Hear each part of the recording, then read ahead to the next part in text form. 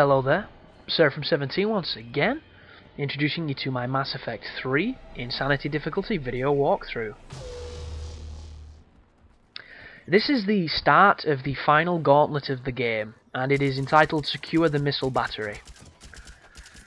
So effectively what this is a giant street, much like Day 1 from Gears of War 2. In the centre there are a bunch of vehicles and all wreckage and debris and chest-high walls. And there are two missile batteries. And what's going to happen is, around the outskirts of this environment there are little ruined buildings you can go inside that will have medigel, ammunition, and some of them will have heavy weapons.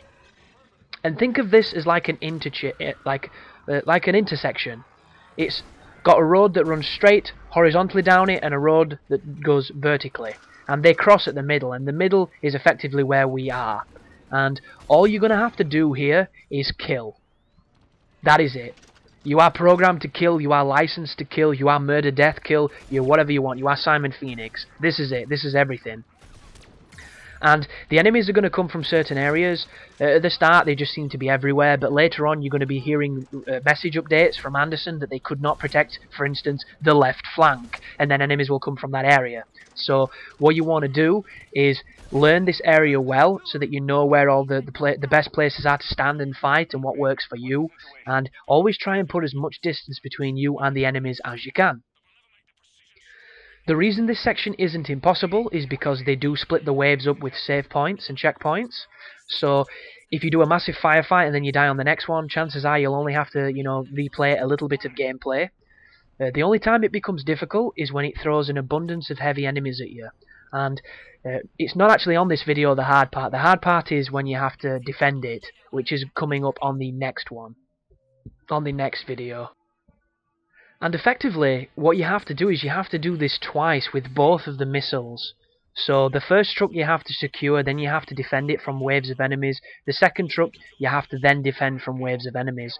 And it's the second truck that I think is the hardest, because there's the reason you know it's going to be difficult is when like 9 brutes turn up and start chasing you.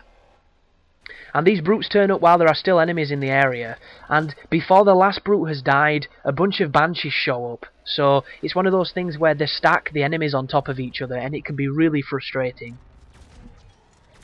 That being said, it is far from impossible.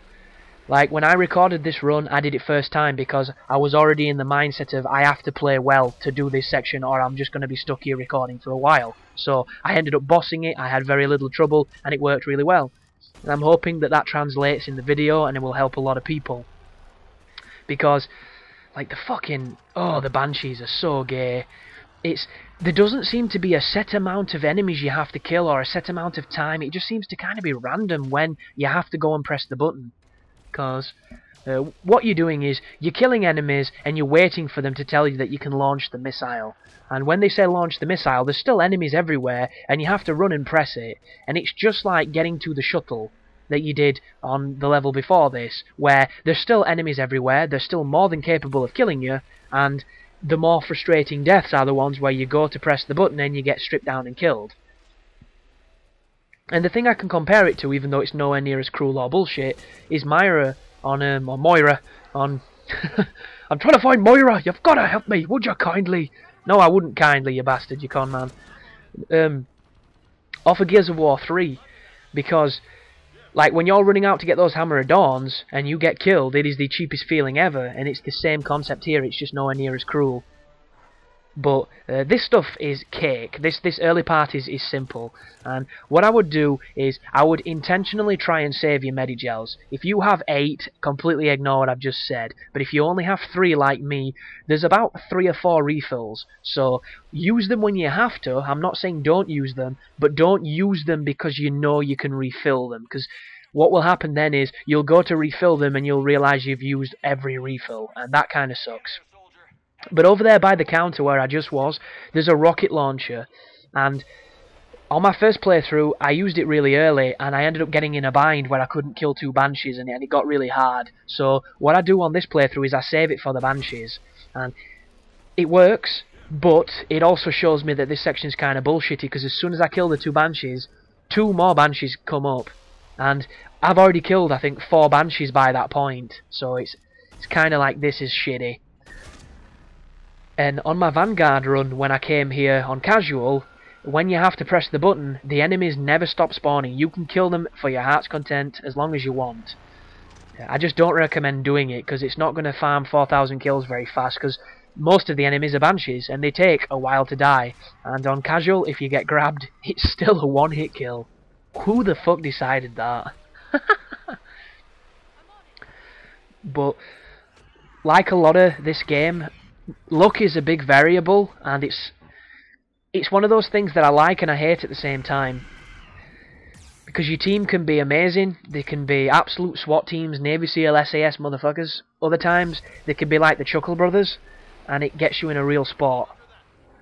And same with the enemies, really. If the enemies focus on your team, and your team somehow manage to survive the onslaught, you can focus on killing the enemy, and it generally goes really smooth. Like right now, I am just smashing this bitch in the face with my shotgun. She's not interested in me. She keeps doing that EMP move, and if you're in cover, it can't hurt you.